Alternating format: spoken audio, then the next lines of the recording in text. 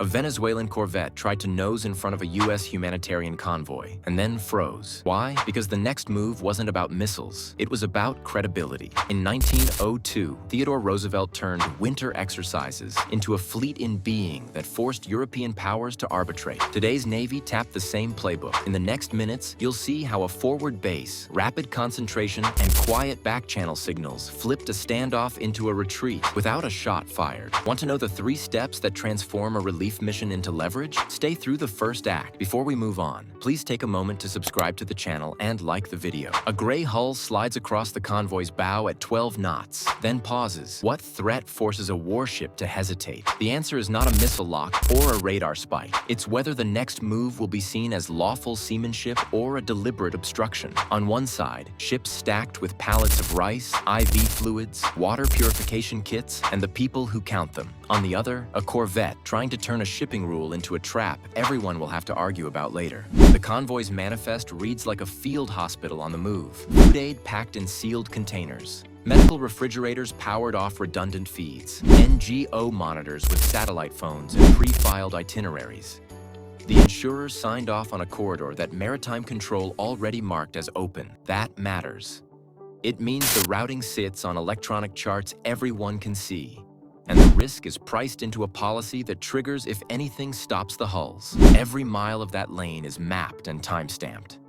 Now the corvette comes over the line at an angle that sets up a COLREGS problem. It sweeps to turn a giveaway rule into a forced stop. If the merchant lead flinches, the escort looks reckless. If the merchant holds, the corvette can claim a safety breach. Either way, the clock ticks, and once traffic slows, the narrative shifts from aid delivery to incident review.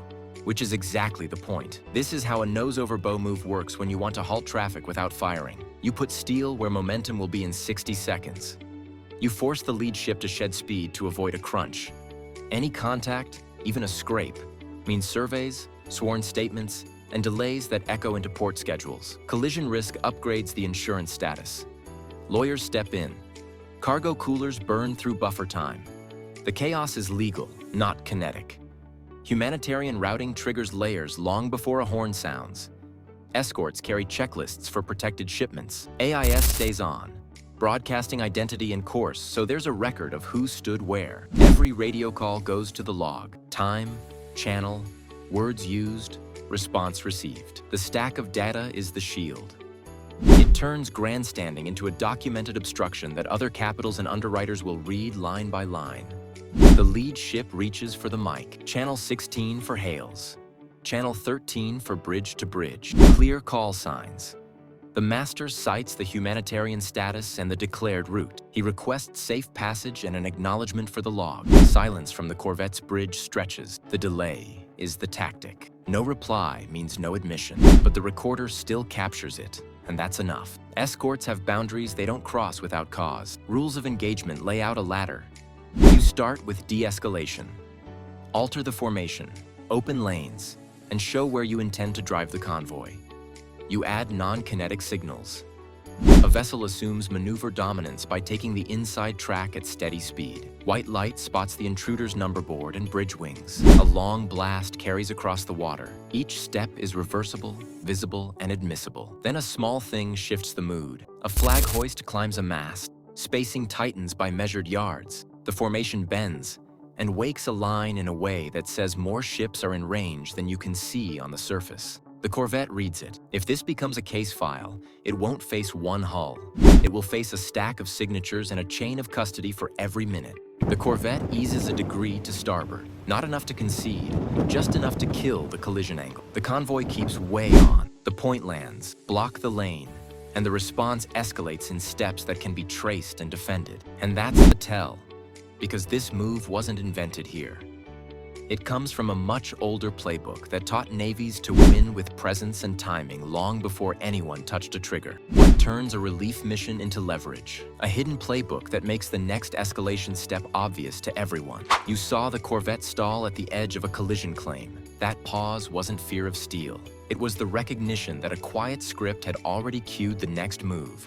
And every actor knew their line. The script has roots in 1902. Roosevelt gathered the Atlantic Fleet under the harmless label of winter exercises. He placed Admiral Dewey where he mattered, built up Culebra as a training anchor, and let hulls speak in formation. No salvos, no raids. Presence did the talking while diplomats steered adversaries toward arbitration. The signal was plain. A fleet concentrated within reach forces choices. The same logic travels well. It does not age. It just trades coal for gas turbines and telegraphs for data links. But the effect is the same. Pressure without gunsmoke. Modern commanders lean on that logic, but must thread a needle. They set the board with forward staging and rapid concentration, then send cues that don't cross a line into provocation. Too much noise invites a pretext.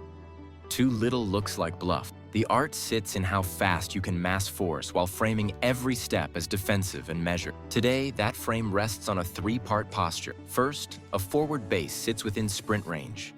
It holds fuel, ordnance, medical capacity, and a pier schedule trimmed for short-notice launches. Second, a surface action group waits under MCON light, not silent, but disciplined. Radars cued, emissions managed, and data links ready to surge bandwidth in a push. Third, Marines stand prepped for non-combatant evacuation tasks. Kits staged for fast rope or pierside control, with liaison teams trained to mesh with NGOs and consular staff. None of that waves a sword. All of it shortens response time. The deterrent math backs it up. Mobility beats reinforcement when your ships can shift axes faster than an opponent can move fresh units. Concentrated firepower compresses decision windows. A destroyer that can generate layered defenses and launch long-range fires from station forces the other side to weigh risk in minutes, not hours. Logistics is the quiet lever. Tankers, vertical replenishment, and forward magazines stretch a standoff past the point where a blocker can afford fuel, crew fatigue, and political cost. Endurance is a message.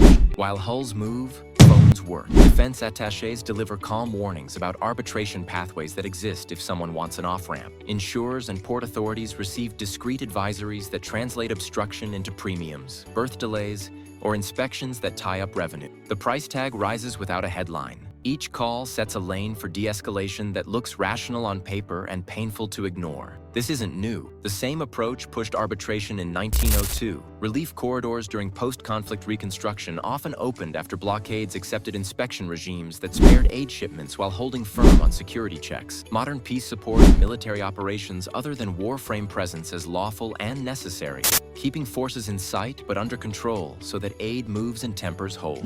The lineage links presence, law, and restraint in one long line.